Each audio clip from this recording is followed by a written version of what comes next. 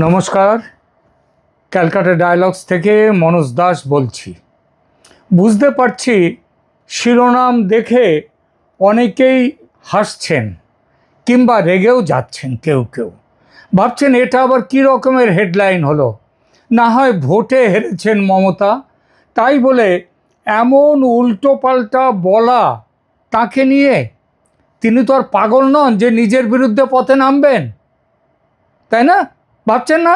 আগে না স্যার, যদি ভাবেন তাহলে বলি, তিনি মমতা ব্যানার্জি, তিনি সব হিসাব, সব কিতাব, সব থিসিসের বাইরে। তাকে নিয়ে স্পেকুলেশন করা শিবের অসাধ্যি। কীরকম বলছি সে কথা দেখুন। 23 আর 29 এপ্রিল এই রাজ্যে ভোটের এক মাস আগে যখন দিল্লির বড় বড় সমীক্ষক সংস্থা, ওইসব ম্যাট্রিস সব আছে না, তো তারা যখন তৃণমূলের বিশাল জয়ের পূর্বাভাস দিচ্ছে, তখন আমি এই চ্যানেলে, আমার ক্যালকাটা ডায়ালগস চ্যানেলে এক প্রতিবেদনে বলেছিলাম বিজেপি 169 ± 10 আসন পাবে, অর্থাৎ নিচের দিকে 159, ওপরের দিকে 179। আমার পুরনো ভিডিও দেখুন, বুঝবেন ঠিক বলছি কিনা। অনেকেই সেটাকে দিবা স্বপ্ন বলে ঠাট্টা করেছিলেন, কিন্তু হলো কি, দিবা স্বপ্ন না, 179 ছাড়িয়ে আরও ওপরে চলে গিয়েছে বিজেপি। 4 এপ্রিল ভোট গণনার কয়েকদিন আগে আমি বলেছিলাম মমতা হারছেন, কিন্তু তিনি চেয়ার ছাড়বেন না। এমনকি নবান্নের 14 তলা থেকে ঝাঁপ দিয়ে সুইসাইডের চেষ্টাও করতে পারেন আমি বলেছিলাম। দেখুন কি হলো, মমতা চেয়ার ছাড়েননি। আমার ভবিষ্যৎবাণীর অর্ধেকটা মিলেছে, বাকি অর্ধেক অর্থাৎ নবান্নের 14 তলা থেকে ঝাঁপ, সেটাও মিলতে পারত যদি নবান্নে ঢোকার সুযোগ তিনি পেতেন। কিন্তু ভোটের ফল বেরোবার সঙ্গে সঙ্গে রাজ্যের মুখ্য সচিব নবান্নে প্রবেশ নিষিদ্ধ করে দেন। অত্যন্ত বিশ্বাসযোগ্য সূত্র থেকে জেনেছি, শুভেন্দু অধিকারী, মানে বর্তমান মুখ্যমন্ত্রী মাননীয় আমার সেই প্রতিবেদন শুনে মুখ্য সচিবকে নাকি বলেন মমতা 14 তলার থেকে ঝাঁপ দিতে পারেন, নবান্নের চারদিকে তাই শক্ত নেট বা জাল পাতার ব্যবস্থা করুন যাতে তিনি সুইসাইড না করতে পারেন। মুখ্য সচিব তখন বলেন জাল পাতার দরকার নেই স্যার, উনি যাতে নবান্নে ঢুকতে না পারেন সেই ব্যবস্থা করছি। অতঃপর নবান্নের চারপাশে সিআরপিএফ পোস্টিং হলো, সবার প্রবেশ, বিশেষ করে মুখ্যমন্ত্রীর প্রবেশ নিষিদ্ধ হলো। দুষ্যন্ত নারিয়াল, মানে তখনকার মুখ্য সচিব, এটা না করলে আমার ভবিষ্যৎবাণী পুরোটাই মিলে যেত, দেখতে পেতেন। এবার আসি আজকের বিষয়ে। তৃণমূল সুপ্রিমো মমতা পথে নামছেন প্রাক্তন মুখ্যমন্ত্রী মমতা বন্দ্যোপাধ্যায়ের বিরুদ্ধে। কি আবার হাসলেন? কি বললেন? মমতা বন্দ্যোপাধ্যায়কে নিয়ে এরকম ছ্যাবলামি করার অধিকার নেই আমার? রাগ করবেন না স্যার, আমি তো আমার অধিকার নিয়ে এই ভিডিও করছি না, করছি মমতা বন্দ্যোপাধ্যায়ের অধিকার নিয়ে। দেখুন স্যার কিংবা ম্যাডাম, আপনি ভগবান বিষ্ণুর 10 অবতারের কথা জানেন, কিন্তু আমাদের বিষ্ণু মাতা মমতা বন্দ্যোপাধ্যায়ের কয়টি অবতার আছে জানেন আপনি? কলিকালের ভারতের সততার প্রতিমূর্তি বিষ্ণু মাতা মমতার একাধিক অবতার। বিষ্ণুদেবের যেমন ভিন্ন অবতার ছিল, তবে ভিন্ন ভিন্ন যুগে সব অবতার রূপেই তিনি দুষ্টের দমন করেছেন, শিষ্টের পালন করেছেন, রক্ষা করেছেন পৃথিবীকে। একবার মনে করিয়ে দিই, দেখুন মৎস্য অবতারে তিনি প্রলয়ের হাত থেকে বেদ ও মানব জাতিকে রক্ষা করেছিলেন। কুর্ম অবতারে তিনি কচ্ছপের রূপ ধারণ করে সমুদ্র মন্থনের সময় মন্দার পর্বতকে নিজের পিঠে ধারণ করেছিলেন। বরাহ অবতারে তিনি হিরণ্যাক্ষ বা হিরণ্যকশিপু নামক অসুরকে বধ করে পাতাল থেকে পৃথিবীকে, না এটা হচ্ছে তিনি উদ্ধার করেন, এটা হচ্ছে হিরণ্যাক্ষ অসুর। আর নৃসিংহ অবতারে তিনি হিরণ্যকশিপু নামক অসুরকে বধ করেন। বামন অবতারে তিনি অসুররাজ বলির অহংকার দূর করে তাকে পাতালে পাঠান। পরশুরাম অবতারে তিনি অত্যাচারী ও অহংকারী কার্তবীর্যার্জুন ও অন্যান্য দুষ্টদের বধ করেন। রাম অবতারে তিনি লঙ্কার অধিপতি রাক্ষসরাজ রাবণ ও তার ভাই কুম্ভকর্ণকে বধ করেন। কৃষ্ণ অবতারে তিনি অত্যাচারী রাজা কংস, শিশুপাল, জরাসন্ধ সহ আরও অনেক দুষ্ট অসুরকে হত্যা করেন। বুদ্ধ অবতারে তিনি অহিংসা ও শান্তির বাণী প্রচারের জন্য এই ধরাধামে অবতীর্ণ হন। কল্কি অবতার, এটি কিন্তু আগে হয়নি, ভবিষ্যতে তিনি অবতার রূপে বিষ্ণু আসবেন। হিন্দু বিশ্বাস অনুযায়ী কলিযুগের শেষে পাপের বিনাশ করতে তিনি কল্কি অবতার রূপ ধারণ করে আসবেন। এই হলো গিয়ে ভগবান বিষ্ণুর 10 অবতার। এবার বিষ্ণু মাতা মমতার অবতার প্রসঙ্গে আসি। এক অবতারে তিনি তৃণমূল কংগ্রেসের সুপ্রিমো, অন্য অবতারে মুখ্যমন্ত্রী, আর এক অবতারে পুলিশ বা স্বরাষ্ট্রমন্ত্রী এবং ভিন্ন অবতারে স্বাস্থ্যমন্ত্রী। এছাড়া তিনি ছিলেন রাজ্যের সংস্কৃতির অবতার। শুধু যে সংস্কৃতি দপ্তরের দায়িত্ব তার কাঁধে ছিল বলে তাকে সংস্কৃতির অবতার বলছি তা নয়। তিনি একাধারে কবি, সাহিত্যিক, গীতিকার, সুরকার, গায়ক। সন্ধ্যা মুখোপাধ্যায়কে তিনি গান শোনান, লতা মঙ্গেশকরকেও নাকি শুনিয়েছিলেন গান। তিনি চিত্রশিল্পী, তার ছবি কোটি টাকায় কিনে নেন সুদীপ্ত সেন ও সম্প্রদায়। তথ্য অবতারে অবতীর্ণ হন তিনি তখন তিনি তথ্য দেন মানুষকে, যে স্বর্গ থেকে রবীন্দ্রনাথকে ডেকে এনে হাতে গ্লাস ভর্তি ফলের রস তুলে দেন গান্ধীজির অনশন ভাঙার জন্যে। এর বাইরে দুষ্টের দমনকারী হিসেবে তার অবতার রূপ ধারণ করাও আছে। কিন্তু মুশকিল হলো এই যুগের দুষ্টুরা তার রাজসভা আলো করে বসে আছেন, ফলে তাদের দুষ্টুমি একটু ক্ষমাসুন্দর দৃষ্টিতে দেখতে হয় তাকে। যেমন ধরুন, কেষ্ট খুব ভালো ছেলে, কিন্তু ওর মাথায় যখন কম অক্সিজেন যায় তখন একটু করে ফেলে। সেটা ওর দোষ নয়, অক্সিজেনের দোষ। কেন কম করে যায় ওর মাথায়? এরকম কেষ্ট বিষ্ণুতে ভরা বিষ্ণু মাতা মমতার সংসার, ওদের মারলে চলে? এই দেখুন না, গতকালই ওই বাদুড়িয়ার কি জানো, দীপঙ্কর ভট্টাচার্য, বাদুড়িয়া মিউনিসিপ্যালিটির চেয়ারম্যান, তার পাট খেতে তিনি পুঁতে রেখেছিলেন 2,40,00,000 টাকা। শুধু টাকা পুঁতে রেখেছিলেন পাট খেতে।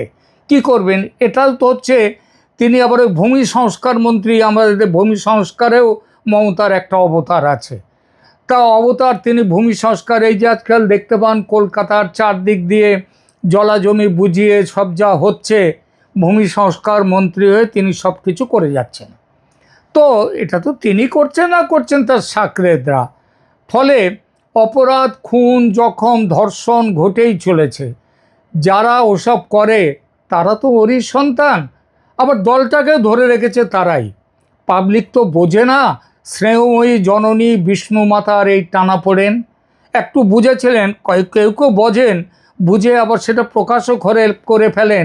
যেমন এক ব্রাত্য বসু শিক্ষামন্ত্রী, তার একটা ভিডিও শুনছিলাম, তিনি একবারে মমতাকে ক্ষমাশীল স্নেহময়ী জননী করে তুলে দিয়েছিলেন। তার মতো ক্ষমাশীল নাকি নেই। তো পাবলিক আবার এসব বোঝে না, বিষ্ণু মাতার এই টানাপোড়েন। তারা অ্যাকশান চায়, দুষ্টের দমন চায়, আর সেই চাওয়া পূরণ করতে মমতার এক অবতার তার আর এক অবতারের বিরুদ্ধে নেমে পড়ে। বিশ্বাস হচ্ছে না? তাহলে দেখুন এই দৃশ্যটি, কিছুই না, একটা স্টিল ছবি। দেখুন, দেখতে পাচ্ছেন? দেখুন মমতা ব্যানার্জি, এই স্টিল ছবিতে দেখা যাচ্ছে মমতা ব্যানার্জি একটি মিছিলের নেতৃত্ব দিচ্ছেন। তার আশেপাশে দলের মহিলা সাংসদ, বিধায়করা তারা রয়েছেন, তাদের হাতে বড় বড় প্ল্যাকার্ড। পড়তে পারছেন কি লেখা আছে তাতে? আপনাদের অসুবিধা হলে আমি পড়ে দিই কি লেখা আছে সেখানে। ওই যে কে একজন লাগাও সায়নী ঘোষ আছে না, নামটা তার সায়নী ঘোষ, কিন্তু সব জায়গায় দেখি তার নামে হচ্ছে লেখা লাগাও সায়নী ঘোষ। তিনি এমপি। তো তার হাতের প্ল্যাকার্ডে লেখা, বোনের সম্মান আমাদের সকলের সম্মান। মমতার ভ্রাতৃবধূ কর্পোরেশন কাউন্সিলর কি যেন সঙ্গীতে না কি যেন, চাই নামও মনে থাকে না, তো এই কাউন্সিলরের হাতে ধরা পোস্টারে লেখা we want capital punishment of the culprit. তো এই কালপ্রিটকে পানিশমেন্টটা কে দেবে? উই ওয়ান্ট কে দেবে? আর কার সামনে বলছেন? বলছেন মমতা বন্দ্যোপাধ্যায়ের সামনে। পানিশমেন্ট দেওয়ার দায়িত্ব তো সরকারের, কারণ আইন শৃঙ্খলা হলো স্টেট সাবজেক্ট। স্টেটের দায়িত্বকার মুখ্যমন্ত্রীর। মুখ্যমন্ত্রী কে? মমতা ব্যানার্জি। তাহলে মমতা ব্যানার্জি কার বিরুদ্ধে মিছিল করলেন বা করছেন? ওই যে মিছিলটার ছবি দেখালাম, তিনি মিছিল করছেন তার নিজের বিরুদ্ধেই। কিন্তু ভুল নয়, ভুল একদম নিজের বিরুদ্ধে নয়, কিন্তু এখানেই আসছে বিষ্ণু মাতার বিভিন্ন অবতার তত্ত্ব। মুখ্যমন্ত্রী অবতার রূপে তিনি মমতা বন্দ্যোপাধ্যায় দাবি পেশ করছেন, পুলিশ অবতার রূপের যে মমতা ব্যানার্জি আছেন তার কাছে বলছেন আরজিকর কাণ্ডের বিচার চাই, পানিশমেন্ট চাই। সেই সঙ্গে কৈফিয়ত তলব করছেন আবার স্বাস্থ্যমন্ত্রী রূপের অবতার যে মমতা বন্দ্যোপাধ্যায়, তার যে স্বাস্থ্য দপ্তরে কি হচ্ছে না হচ্ছে তার দায়িত্ব, তার জন্য যারা অন্যায় করবে তাদের শাস্তি দিতে হবে। আর তো ওর অবতার তো তিনি নিজেই। এইসব অবতারে তিনি একা অবতীর্ণ। মিছিল থেকে তার হাতে 8টা দপ্তর ছিল, মুখ্যমন্ত্রীর দপ্তর ছাড়াও, মানে 8 আর মুখ্যমন্ত্রীর 1, মানে 9 অবতার। বিষ্ণুর 10 অবতার, বিষ্ণু মাতার 9 অবতার, প্লাস এর সঙ্গে আর এক অবতার হচ্ছে, সেটা হচ্ছে তিনি তৃণমূল সুপ্রিমো। মিছিল থেকে সেদিন বাঙালির প্রিয় স্লোগান, মানে ওই যেদিন ওই মিছিলটার ছবি দেখালাম, ওখানে প্রিয় স্লোগান নিপাত যাক, নিপাত যাক, এটা বাঙালির খুব প্রিয় স্লোগান। এটা না হলে যেন কোনো মিছিলই হয় না। তো সেই স্লোগানটাও মমতা সেদিন দিয়েছিলেন। সূত্র মারফত খবর পেয়েছি বিষ্ণু মাতা মমতা পুলিশ মন্ত্রী ও স্বাস্থ্যমন্ত্রী মমতার বিরুদ্ধে স্লোগান দিয়েছিলেন, পুলিশ মন্ত্রী নিপাত যাক, স্বাস্থ্যমন্ত্রী নিপাত যাক।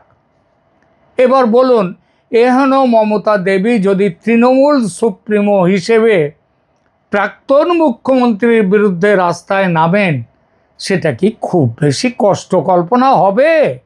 আমি কি একেবারে বাজে কথা বললাম? একটু ভেবে দেখুন এবার। গোপন সূত্র থেকে খবর পেয়েছি, তৃণমূল কংগ্রেসের বর্তমানে টিকে থাকা, যারা এখনও টিকে আছে, সেই নেতা নেত্রীরা মমতার সঙ্গে এক বৈঠকে বসে সিদ্ধান্ত নিয়েছেন যে দলকে বাঁচাতে হলে রাস্তায় নামতে হবে, আন্দোলনে যেতে হবে। আন্দোলন করতে গেলে ইস্যুর দরকার, ইস্যু না হলে আন্দোলন হয় না। তা কোন ইস্যু তোলা হবে? শুভেন্দুর বিজেপি সরকার এই সেদিন তৈরি হলো, এখনো মাস পড়েনি। তাদের বিরুদ্ধে ইস্যু বলতে হাতে গরম কিছু নেই, কিন্তু দেরিও তো করা যায় না। সুতরাং তৃণমূল সুপ্রিমোর অবতার হয়ে তিনি মুখ্যমন্ত্রী অবতারের বিরুদ্ধে তিনি নামবেন। মানে তৃণমূল সুপ্রিমোর অবতার মমতা নামবেন পথে প্রতিবাদে মুখ্যমন্ত্রীর অবতার মমতার বিরুদ্ধে। যেমন এর আগে তিনি আরজিকর মামলার সময় স্বরাষ্ট্র অবতার ও স্বাস্থ্য অবতারের বিরুদ্ধে নিজেই পথে নেমেছিলেন আরজিকর মামলায়, ঠিক তেমন এখানেও তিনি আবার আসবেন। কি তার প্রতিবাদ? দুর্নীতি। মানে তৃণমূলের তো একেবারে নিচের থেকে ওপর পর্যন্ত ওই 25%, 75% দোলা সেন এক সময় বলেছিলেন, মনে আছে আপনাদের? 25 ভাগ তোমরা নেবে, 75 ভাগ কালীঘাটে পাঠাবে। তা সেইটা মোটামুটি সারা দেশ, তো পশ্চিমবঙ্গ তো দুর্নীতিতে ছেয়ে গেছে। পাট খেতে টাকা পাওয়া যাচ্ছে, পার্থ চট্টোপাধ্যায়ের তার বান্ধবীর বাড়ির কমোডের নিচে টাকা পাওয়া যাচ্ছে, আরও সব কত কী জায়গাটা আছে সেসব জায়গায় পাওয়া যাচ্ছে। তো এইসব দুর্নীতির বিরুদ্ধে লড়াই করতে হবে। কে করেছে এই দুর্নীতি? মুখ্যমন্ত্রী মমতা বন্দ্যোপাধ্যায়ের আমলে দুর্নীতি হয়েছে। সুতরাং তৃণমূল দলের সুপ্রিমো হয়ে তিনি মুখ্যমন্ত্রী মমতার বিরুদ্ধে আন্দোলন করবেন, যেমন আন্দোলন করেছেন আরজি কর মামলায়। বাংলার মানুষ তার সেই অদ্ভুত প্রতিবাদ দেখে হাততালিও দিয়েছিল। হাততালি দিতে কার্পণ্য করেনি। কারণ কারণ মমতা, তিনি তো স্নেহময়ী জননী, ক্ষমাশীল ভীষণ, এবং তিনি কোনো ভুল করতে পারেন না। Mamata can do no wrong. তিনি স্ট্রিট ফাইটার, তিনি ভুল করবেন না। তবু ব্যাপারটা যে বেশ খানিকটা হাসির ব্যাপার হয়ে যাচ্ছে, সেটা বুঝে সেদিনই বলে দিয়েছিলেন, আমি মুখ্যমন্ত্রী বলে তো সব কিছু দেখি না, দেখতে পারি না, দেখা সম্ভব নয়, আর সব তো আমি করি না। আমার চিফ সেক্রেটারি আছে, হোম সেক্রেটারি, হেলথ সেক্রেটারি, সব ডিপার্টমেন্টের সেক্রেটারিরা রয়েছে, তারা দেখবে কোথায় কি হচ্ছে, কোথায় কি আছে, কেন এমন হলো, তারা দেখবে। মানেটা বুঝলেন? মানেটা বুঝুন, একটু ভেতরে যান। অভিযোগের তীরটা কিন্তু তিনি ছুড়ে দিলেন সচিবদের দিকে। আগে তিনি বলতেন 294টা কেন্দ্রে অন্য কোনো প্রার্থী নয়, সব আমি আমি আমি সব। আর এখন তিনি কি বলছেন, আমি তো এখন আর দন্তস্ব ব সব নই, আমি এখন প্রায় সব হয়ে গেছি তালবস্য ব। সুতরাং যারা যারা করেছে, আমাকে সব বানিয়েছে, সে হচ্ছে আমার সেক্রেটারিরা। অভিযোগের তীর ছুড়ে দিলেন সেক্রেটারিদের দিকে, সচিবদের দিকে। ব্যাস, আর কি? আর ভাবনাটা কি? ফাঁসে ফাঁসুক সচিবরা, যারা চটি চাটা হয়ে নিজেদের বিবেক বিসর্জন দিয়ে ইতিহাসের আলকাতরায় নিজেদের নাম লিখেছেন, আলকাতরা দিয়ে নিজেদের নাম লিখেছেন ইতিহাসের পাতায়, তারা এবার ঠেলা বুঝুন। ওই দ্বিবেদী ত্রিবেদী সব কারা সব আছেন, ছিলেন না, তো তারা একটু বুঝুন, যারা এতদিন মমতাকে একেবারে চটি চেটে এসছেন। আরজি কর ধর্ষণ ও হত্যা মামলায় মমতা ব্যানার্জির ভূমিকা খতিয়ে দেখছে বিচার বিভাগীয় তদন্ত কমিশন। মানে ফাঁস অত্যন্ত দ্রুত গতিতে ধেয়ে আসছে মমতার গলা টিপে ধরবে বলে। এখন তার শেষ আশ্রয় নাটক। এই নাটক ওই হাত ভেঙে পা ভেঙে ভোটে জেতা নয়, যেটা করতে তিনি অত্যন্ত কুশলী। বঙ্গবাসী সেই নাটক আর এক প্রস্থ দেখবে এবার। তৃণমূল সুপ্রিমো মমতা প্রতিবাদী হয়ে পথে নামবেন প্রাক্তন মুখ্যমন্ত্রী মমতার বিরুদ্ধে। এত ভঙ্গ বঙ্গদেশ, তবু রঙ্গে ভরা, কবিতার মনে পড়ছে। ধন্যবাদ।